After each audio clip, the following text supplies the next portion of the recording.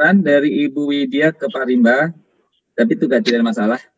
Untuk 45 menit ke depan, narasumber kita adalah Dr. Imba Hamid, membawakan topik atau materi tentang implementasi pembelajaran daring di SD. Mohon izin, saya akan membacakan beberapa PCP beliau. Beliau adalah dosen PGSD Universitas Roleo. Saat ini beliau menjabat sebagai sekretaris program studi pendidikan profesi guru. Sehari-harinya beliau adalah dosen PGSD Universitas Roleo. S3 beliau di Universitas Pendidikan Indonesia. Banyak tulisan dan kegiatan yang menyangkut dengan kegiatan pembelajaran daring. Demikian efisiensi waktunya saya serahkan langsung kepada Bapak Dr. Rimba Hamid, MSI. Kepada Bapak saya persilakan. Ya, terima kasih Pak Nana. Mohon izin saya share screen dulu.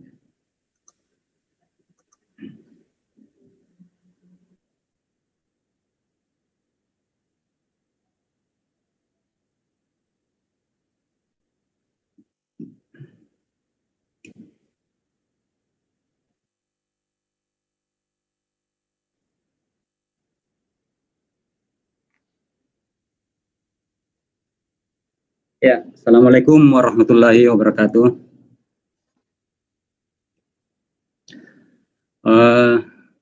Prof. Endang, Pak Nana, dan teman-teman sekalian, dosen-dosen yang hadir, kemudian guru, serta mahasiswa, mungkin ada yang S2 atau S3.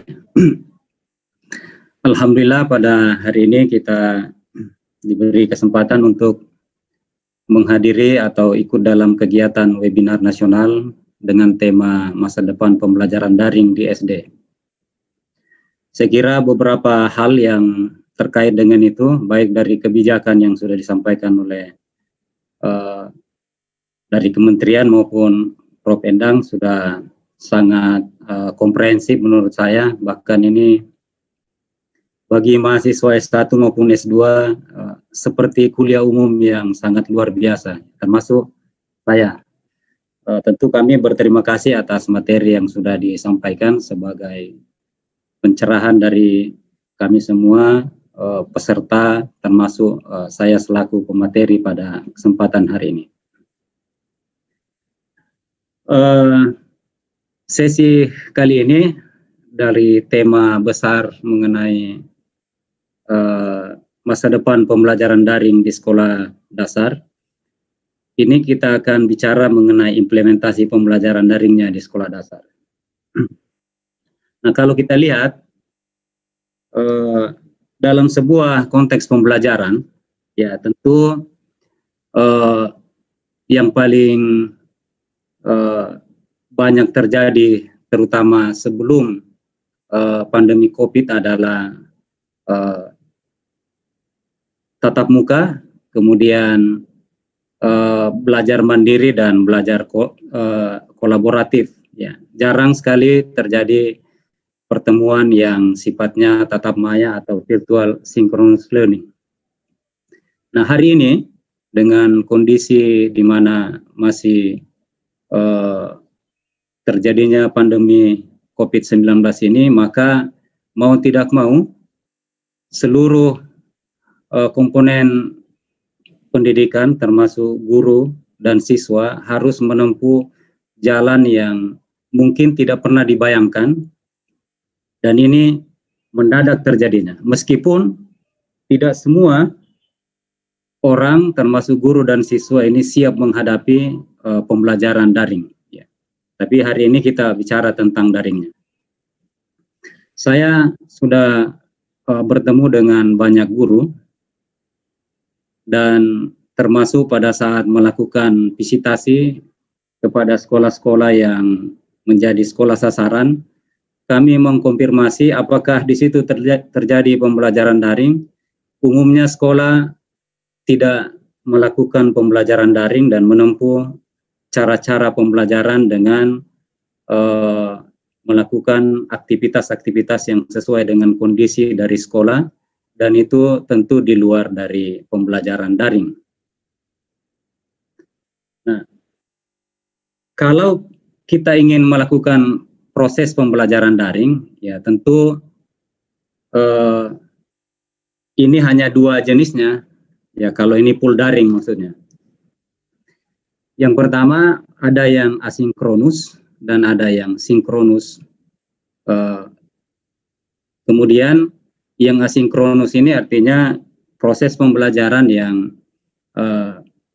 terjadi tanpa harus tatap muka langsung atau berinteraksi secara langsung, sementara yang sinkronus adalah yang terjadi tatap maya secara langsung. Nah, dalam kaitannya dengan pembelajaran daring, biasanya daring yang dilaksanakan dalam proses pembelajaran itu kalau tidak online learning yang full, mungkin yang hybrid atau yang blended, ya, karena hybrid dan blended ini sebenarnya dalam banyak referensi ada yang menyamakan dan ada yang membedakan. Ya, jadi karena kondisi kita sekarang ini tidak memungkinkan atau tidak memungkinkan dilakukannya tatap muka secara full, maka ditempuhlah cara-cara pembelajaran dan solusi yang memungkinkan itu adalah pembelajaran daring ini.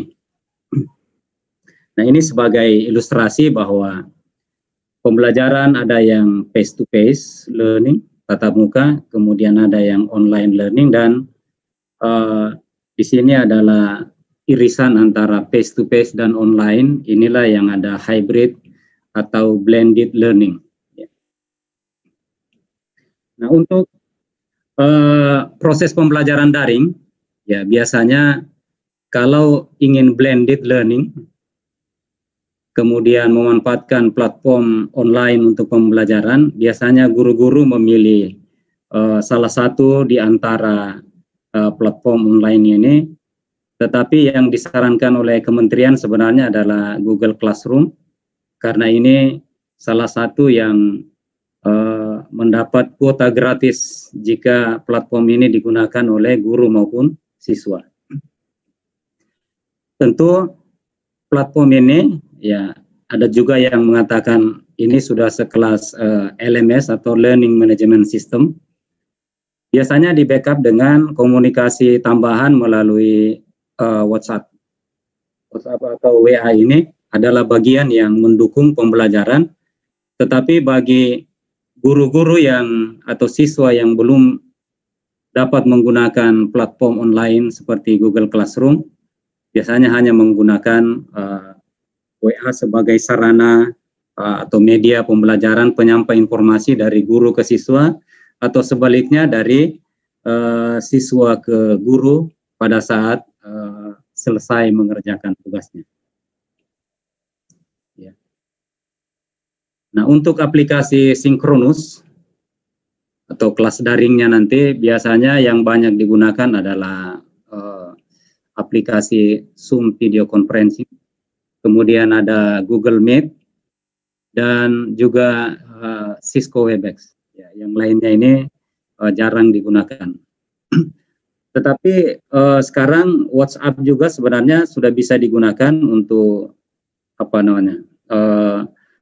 proses pembelajaran daring dengan jumlah siswa yang kecil atau kelompok-kelompok kecil bisa dimanfaatkan, termasuk komunikasi-komunikasi yang sederhana, misalkan mengabsen siswa dengan mengirim soundnya atau menuliskan kata hadir di situ. Nah, ada hal yang tentu seperti yang dijelaskan tadi bahwa pembelajaran daring ini tentu banyak menghilangkan atau mengurangi nilai-nilai pembelajaran dalam kaitannya dengan pengembangan karakter siswa, atau guru agak sulit melakukan proses penilaian terhadap perilaku atau sikap dari siswa sebagai bagian dari proses pendidikan. Ya. Nah, karena itu dalam kaitannya dengan pembelajaran daring, tetap saja ada beberapa hal penting yang perlu diperhatikan oleh guru. Ya, misalkan guru harus memfasilitasi kehadiran sosial. Ya, ini tentu kalau proses pembelajarannya menggunakan proses pembelajaran dengan sinkronus atau tatap maya secara langsung, lalu bisa menyebutkan nama, memberi apresiasi, dan seterusnya. Kalau misalkan guru melakukan pembelajaran dengan menggunakan platform seperti Google Classroom, Edmodo, atau semacamnya, psikologi.com, dan seterusnya, itu mungkin tetap saja ketika guru membuat sebuah ruang forum diskusi, itu memfasilitasi kehadiran kognitif, ya, dengan memberikan ulasan-ulasan pendapat atau memberikan respon terhadap jawaban-jawaban dari siswa, meskipun mungkin ini tidak semua guru bisa melakukannya.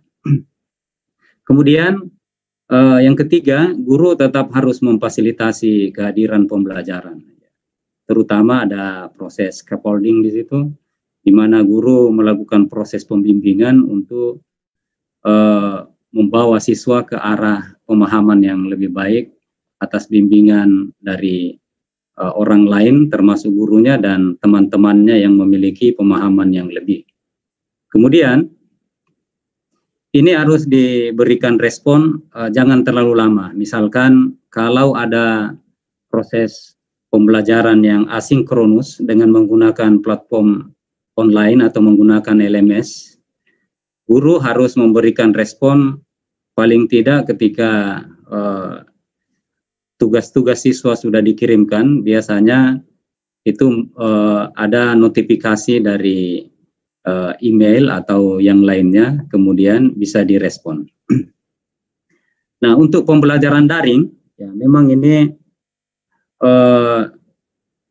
meskipun belum banyak guru yang melakukan karena beberapa keterbatasan, ya. Kalau di Sulawesi Tenggara ini, bahkan di daerah pinggiran kota, salah satu SD itu meskipun agak dekat dengan kota, mereka tetap agak kesulitan melakukan pembelajaran daring. Lalu mestinya guru tetap mencari alternatif pembelajaran yang kemudian bisa memfasilitasi proses pembelajaran yang mungkin kalau bukan full daring, itu tetap saja ada aspek-aspek yang terkait dengan pemanfaatan teknologi informasi. Misalkan kalau guru ingin membuat materi yang bisa dikirim lewat WA, maka guru bisa memperoleh banyak konten materi yang sudah jadi, yang ada di internet, tentu saja dengan menggunakan atau tetap menggunakan kaidah-kaidah pengutipan atau kaidah-kaidah penyaduran dari materi yang diambilnya. Kemudian bagi guru-guru yang sudah memiliki kemampuan dan sudah banyak dilatih, saya bertemu dengan beberapa guru yang kemampuan mengemas konten materi itu sesungguhnya mereka sudah bisa, dan di salah satu sekolah swasta yang saya pernah kunjungi, saya bertemu dengan kepala sekolah dan tidak ada kelihatan aktivitas guru karena di sana proses pembelajarannya adalah full daring. Kemudian saya bertanya, gurunya ada di mana? Kepala sekolah menyampaikan masing-masing ada di dalam kelas mengemas konten materi yang segera akan dikirim ke siswa atau orang tua masing-masing siswa sebagai bahan pembelajaran hari itu. Dan itu luar biasa, ya, karena memang ini adalah salah satu sekolah swasta yang favorit di Kota Kendari. Nah, sebenarnya pihak kementerian ini sudah memfasilitasi banyak ruang-ruang bagi guru untuk melakukan proses pembelajaran daring pada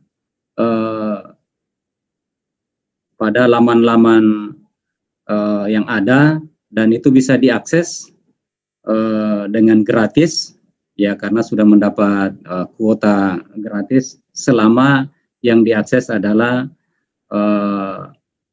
sarana pembelajaran yang dipersyaratkan oleh kementerian. Ya. Dan ini sudah ada, saya kira kita sudah pada tahu kemana kita mengakses dan sumber-sumber belajar di mana kita bisa peroleh, guru-guru bisa mengunduh atau mendownload materi-materi, kemudian bisa dikemas ulang dan seterusnya sesuai dengan kreativitas guru untuk kemudian menjadi bahan belajar bagi siswa yang bisa disampaikan lewat banyak platform jika pembelajarannya adalah online. Saya sudah mencoba melakukan penelusuran terhadap kepuasan siswa pada materi online guru ini pada 3 sekolah yang melaksanakan pembelajaran daring di Kota Kendari. Ini menunjukkan bahwa sebenarnya siswa-siswa di kota itu pada umumnya sudah merespon baik atau puas dengan pembelajaran, meskipun nanti ada segmen-segmen tertentu di mana ada bagian-bagian siswa merasa belum terlalu puas pada hal tersebut. Tapi dari sisi materi yang disampaikan oleh guru itu baik dari tampilannya, kemudian kemudahan siswa mengakses materinya, kemudian materi belajarnya sendiri serta kepadatan materinya sesuai dengan waktu tugas yang diberikan oleh guru itu sudah diapresiasi oleh siswa. Tapi ini adalah siswa di dalam kota.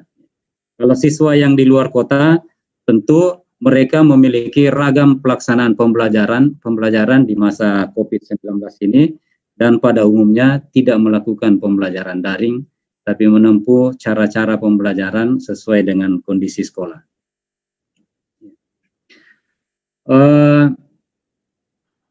Saya juga meminta respon ini meskipun hanya 25 guru untuk mempersepsikan pembelajaran daring. Jadi ini hanya guru-guru yang melaksanakan pembelajaran daring. Apakah pembelajaran yang dilakukannya ini adalah lebih baik atau lebih buruk? Ya, lalu 76% yang mempersepsikan pembelajaran yang dilakukannya itu lebih buruk. Ya, tentu dengan segala macam perspektif, persepsi yang dia miliki, lalu membuat persepsi seperti ini. Dan hanya 24% yang mengatakan lebih baik. Ya, yang lebih baik tentu alasannya yang saya highlight kuning ini, paling tidak yang paling penting adalah bahwa guru itu mengatakan saya jadi lebih mengerti multimedia, dia bisa membuat video pembelajaran menjadi lebih menarik dan benar-benar mengajar dengan sepenuh hati, dan kemudian pembelajarannya itu bisa digunakan dengan tentu guru ini memiliki kemampuan untuk berimprovisasi dalam konteks pembelajaran daring untuk mengemas materi-materi pembelajarannya dengan lebih baik, ya. Dan banyak guru bersyukur bahwa COVID ini memaksa mereka untuk memiliki kemampuan, terutama mengemas pembelajaran yang basisnya IT. Ya. Tapi bagi guru yang mengatakan lebih buruk, ya ini juga yang saya highlight, terutama yang paling penting di sini. Ada guru yang mengatakan bahwa pembelajaran daring itu kurang efektif karena kebanyakan tugas-tugas dari anak-anak SD tersebut dikerjakan oleh orang tua. Ya, ini sebuah tantangan saya kira, dan mungkin ke depannya cara-cara guru memberikan solusi-solusi bagi siswa agar dia lebih mandiri di dalam mengerjakan tugas-tugas yang diberikan guru. Karena memang hari ini dalam masa pandemi ini, kemudian pembelajaran daring yang diberikan oleh guru itu sangat pemuatan terbesarnya ada pada pemberian tugas-tugas pada siswa, sehingga kebanyakan siswa ini jenuh dengan banyaknya atau numpuknya tugas-tugas dari guru-guru yang mengajar mereka. Ya, satu lagi yang mungkin di highlight merah ini, seorang guru mengatakan bahwa bukan lebih buruk sebenarnya, tapi hanya kurang efektif karena yang guru tersebut mengajar mata pelajaran matematik di SD, membuatnya merasa tidak puas ya. Jadi tidak ada kepuasan karena tidak langsung melihat hasil dari apa yang dipahami peserta didik melalui penjelasan yang lewat video. Ditambah lagi untuk mengevaluasi baik sebagai guru maupun bagi peserta didik itu sangat tidak efektif ya. Tapi di akhirnya yang bersangkutan mengatakan insya Allah ada sisi baiknya. Nah, ini saya kutip dari sebuah laman website dari widutab.com, sebuah penelusuran atau penelitian tentang kendala utama dalam pembelajaran daring, dan ditemukan bahwa yang paling besar proporsinya adalah diskusi dengan guru mengalami kesulitan. Jadi relatif tidak ada diskusi dengan guru atau sulit sekali ada diskusi dengan guru dan siswa. Media atau platform online-nya itu tidak mendukung. Ya, sebenarnya ini bukan tidak mendukung, tetapi banyak guru-guru yang belum memiliki kemampuan untuk menggunakan platform dari LMS yang sederhana tersebut digunakan sebagai kelas online untuk memfasilitasi proses pembelajaran dari siswa. Kemudian yang ketiga, terlalu banyak tugas. Ya, saya kira ini tidak bisa dipungkiri bahwa tugas akan menumpuk ke siswa maupun mahasiswa karena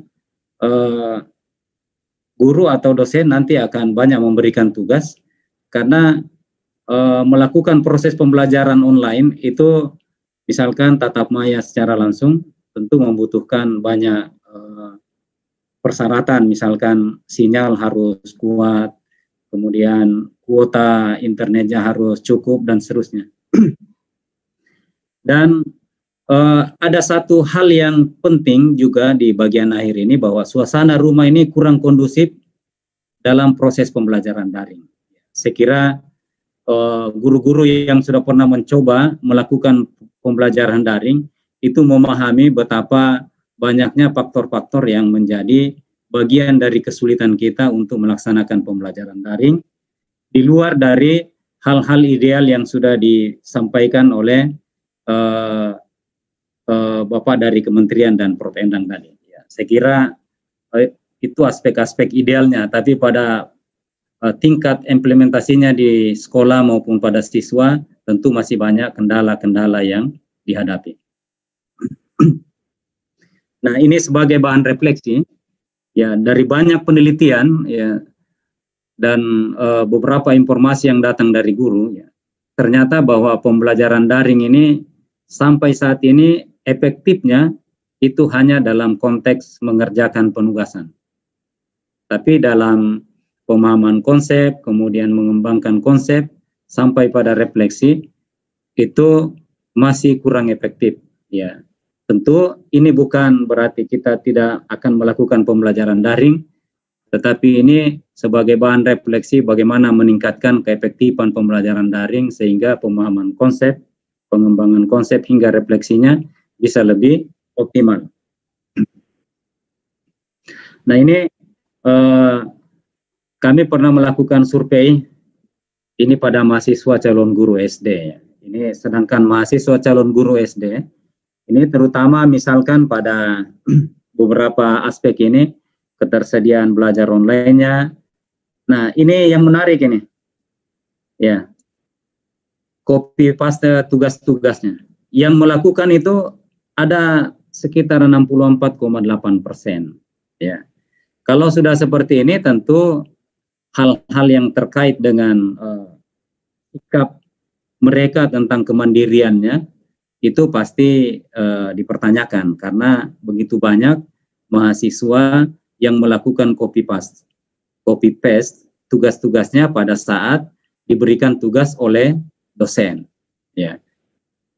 Ketika ditanyakan apakah Anda puas belajar online, ini lebih dari 50% yang tidak puas belajar online. Ya, saya kira ini salah satu gambaran secara keseluruhan, karena tentu ini bukan gambaran segmented, ya, bukan gambaran pada area-area tertentu, karena memang banyaknya hambatan-hambatan yang dialami oleh mahasiswa yang tersebar di seluruh wilayah. Ada yang infrastruktur jaringannya bagus, tetapi sebagian bahkan tidak memiliki infrastruktur jaringan untuk mengakses internet.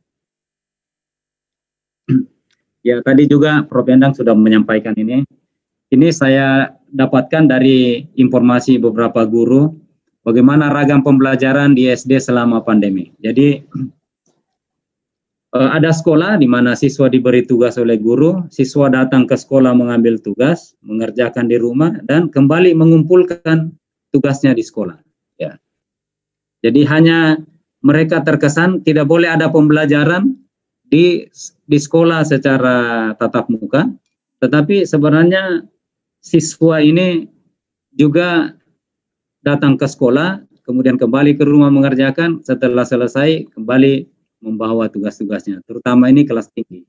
Karena kelas-kelas rendah biasanya tugasnya diantar oleh orang tua setelah menyelesaikan tugasnya di rumah.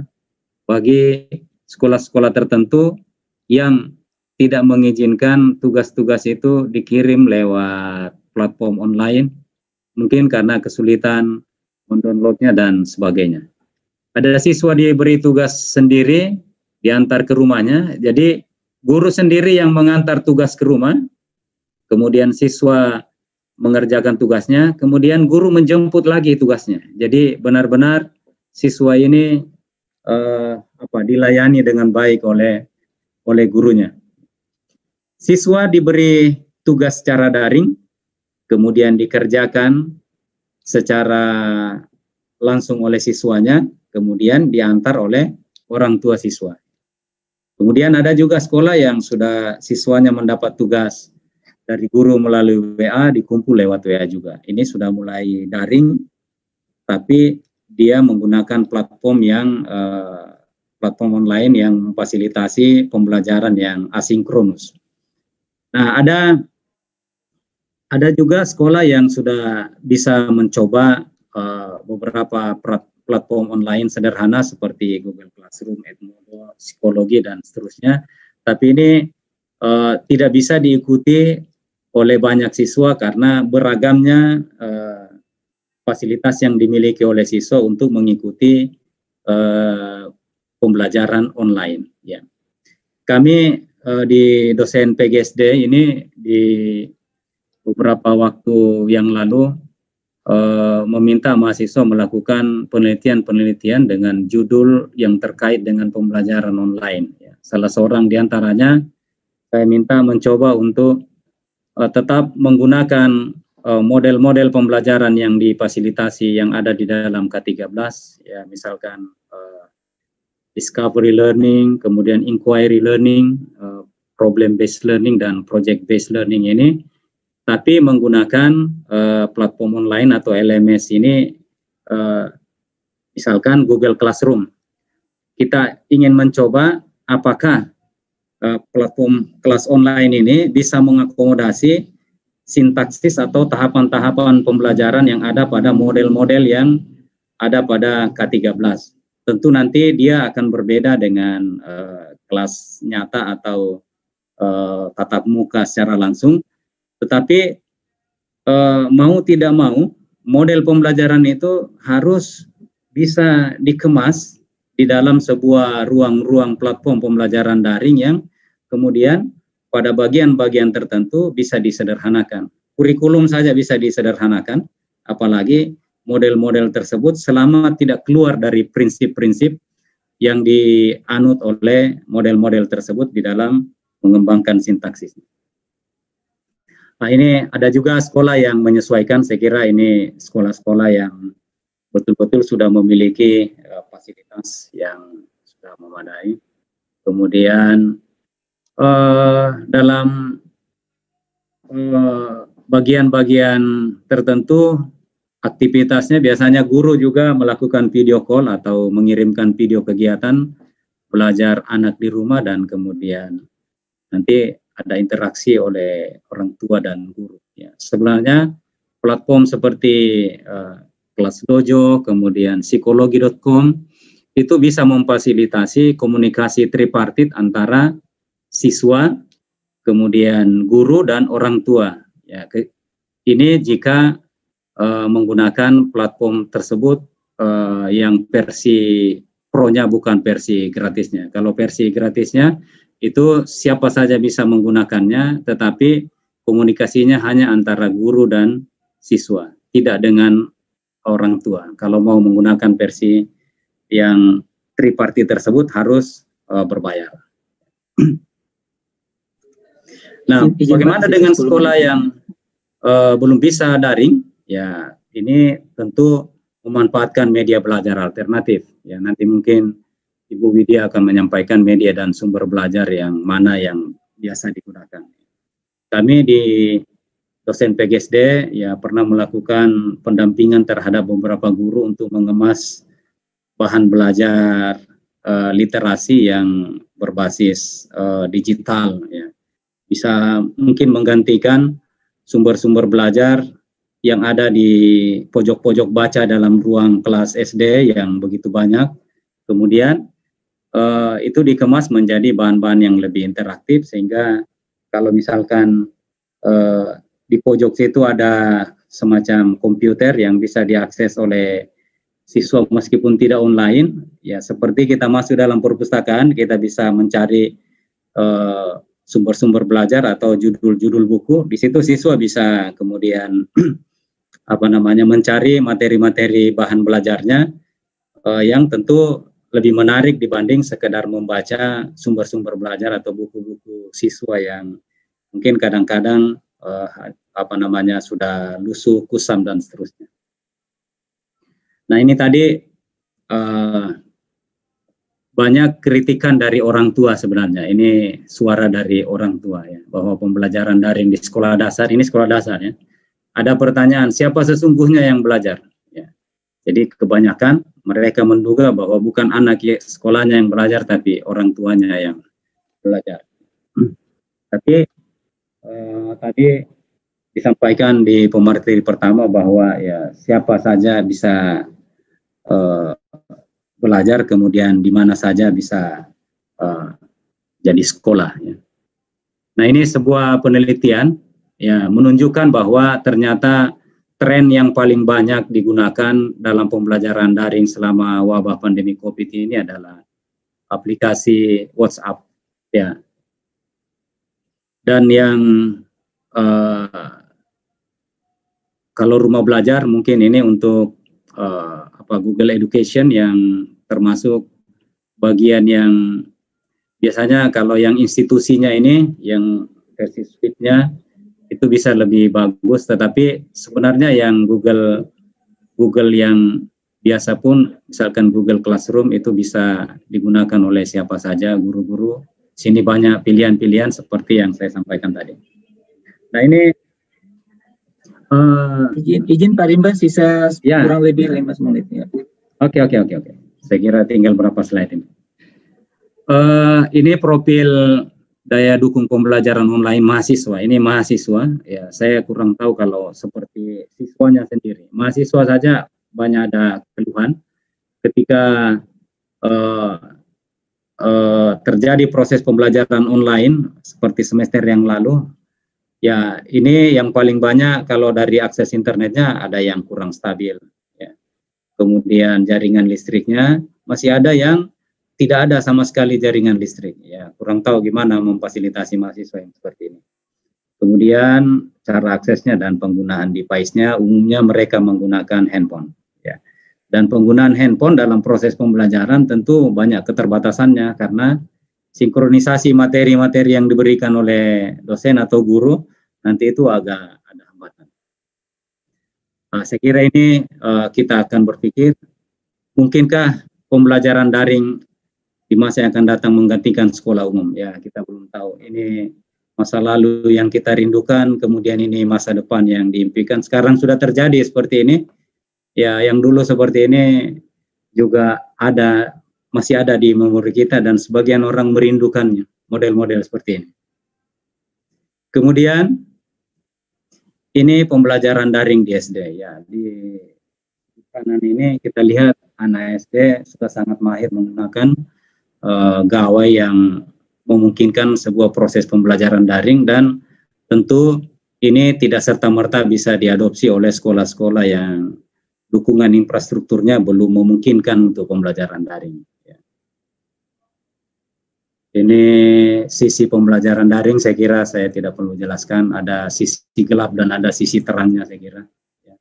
Tadi ini sudah dijelaskan, dalam pembelajaran daring saya kira maupun luring, peran guru tetap sama ya, tidak ada.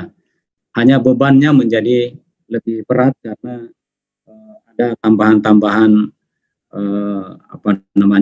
kegiatan-kegiatan yang harus mengakses internet misalkan untuk mengemas pembelajaran, karena tidak bisa menggunakan buku-buku yang cetak karena materi-materinya online ya. Nah, saya kutip dari media medcom.id, ini Menteri Pendidikan Mendikbud Bapak Mas Nadiem, Mas Menteri ini menyatakan bahwa digitalisasi pendidikan menjadi fokus kinerjanya ke depan. Artinya pembelajaran jarak jauh yang daring ini dengan metode daring berpotensi untuk dilanjutkan ketika pandemi berakhir. Ya, meskipun tadi dijelaskan bahwa nanti sudah mulai tatap muka, tetapi kalau kita melanjutkan dengan pembelajaran yang tatap muka, bukan berarti kita menghilangkan pembelajaran daring, karena daring ini masih bisa blended, juga masih bisa hybrid. Ya. Karena di sini bukan full daring, ya. Kita bisa blended maupun hybrid. Ya. Nah, ini yang terakhir mungkin. Tadi dijelaskan harus ada differential instruction, jadi perbedaan cara pembelajaran di dalam satu kelas berdasarkan pada kebutuhan pembelajaran yang harus diberikan pada siswa. Ya, jadi siswa mungkin dari 20 orang ada yang bisa diajar full online atau fully online yang sudah punya perangkat dan seterusnya. Terutama di wilayah kota besar, tidak semua siswa bisa online, meskipun berada di kota yang ada jaringannya, mungkin tidak punya handphone, tidak punya akses internet, dan seterusnya. Lalu nanti ada yang diajar secara blended, ada yang hybrid, dan juga ada yang tatap muka tentu dengan mengikuti protokol kesehatan. Jadi ini tadi salah satu hal yang di-stressing, bahwa pembelajaran itu tidak bisa lagi seragam. Ya. Menguji siswa tidak bisa lagi sama, karena kalau sama berarti ujian nasional, kata sebagian orang.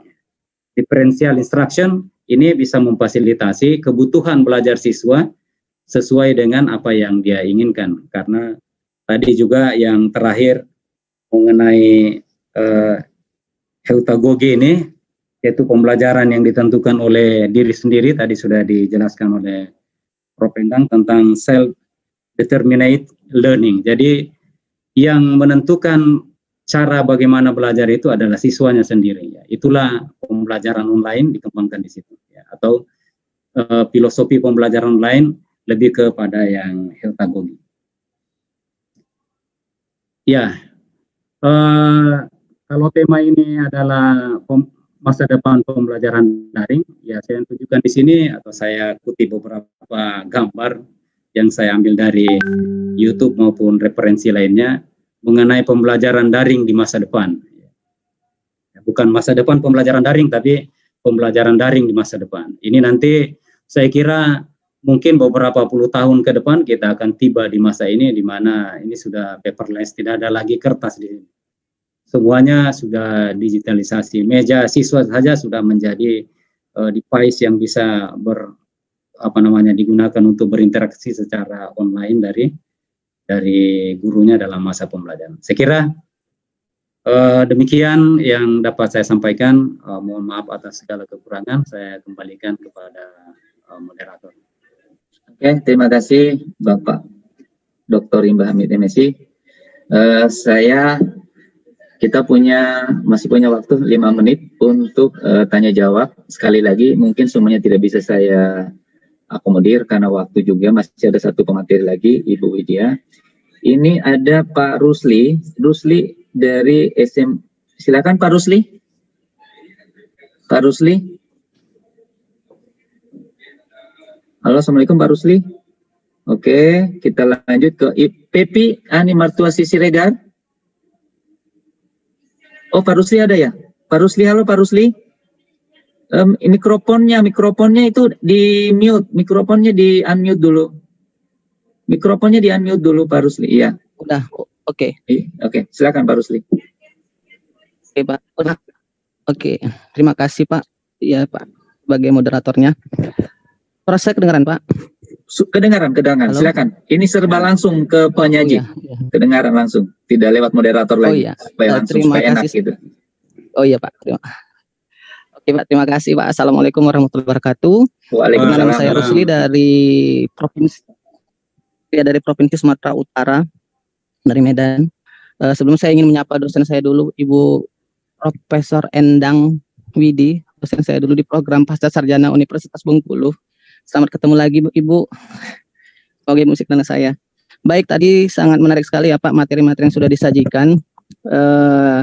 Sebenarnya sih banyak tadi yang mau saya tanyakan kepada Ibu Endang, tapi sudah berlalu. Saya ingin menanyakan saja langsung dalam program e-learning ini Pak, dari Bapak penyaji tadi. Bagaimana sih Pak di masa pandemi ini? Kita ketahui kan masa pandemi ini sungguh sangat berefek sekali sama kehidupan keluarga seperti itu ya, masyarakat. Bagaimana kita dalam proses pembelajaran terutama e-learning Pak, supaya lebih interaktif lagi dalam pemberian materi? Apakah kita harus memberikannya dalam bentuk animasi atau bagaimana Pak? Mungkin bisa Bapak memberikan kiat-kiatnya Pak untuk saya dan mungkin juga untuk guru-guru di Indonesia ini Pak. Terima kasih Pak. Assalamualaikum warahmatullahi wabarakatuh. Waalaikumsalam Pak Rusli. Silakan Pak narasumber langsung ya. Jadi enak gitu kalau langsung supaya tidak tertahan pertanyaannya. Silakan. Terima kasih Pak Rusli atas pertanyaannya ya. Kalau kita lihat bahwa penggunaan e-learning di kalangan guru SD, saya kira belum terlalu masif digunakan. Tetapi beberapa guru itu sebenarnya sudah memiliki kemampuan tersebut, hanya ketika mereka ingin menerapkannya di sekolahnya, itu kadang-kadang menemui banyak kendala. Ya. Tapi secara umum, ya penggunaan e-learning di tingkat satuan pendidikan ini menurut saya sudah waktunya digunakan oleh semua guru, ya. Sudah waktunya digunakan oleh semua guru, terutama pada wilayah-wilayah yang terjangkau akses internet. Kenapa? Karena misalkan saya sudah mencoba yang sederhana saja, ya tidak perlu sampai kepada yang sepadanya, yang sistem pembelajaran daringnya, yang platform online atau LMS yang sederhana sekelas Google Classroom atau Edmodo, itu dia kan hanya sebuah kelas online, ya. Bagaimana membuat pembelajaran lebih interaktif? Ya, disitulah guru harus memiliki kemampuan berimprovisasi dalam sebuah pembelajaran layaknya dia berada dalam kelas nyata sesungguhnya. Di situ bisa menghidupkan forum diskusi.